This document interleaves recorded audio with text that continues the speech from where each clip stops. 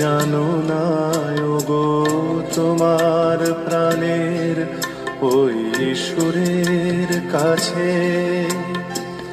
আমার গানের বাণী আহত পাখির মতো লুটায়ে আছে।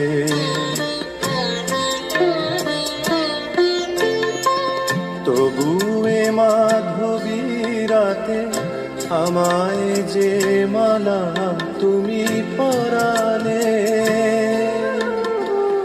যে মাধুরী দিয়ে মোর শূন্য জীবন তুমি ভরালে,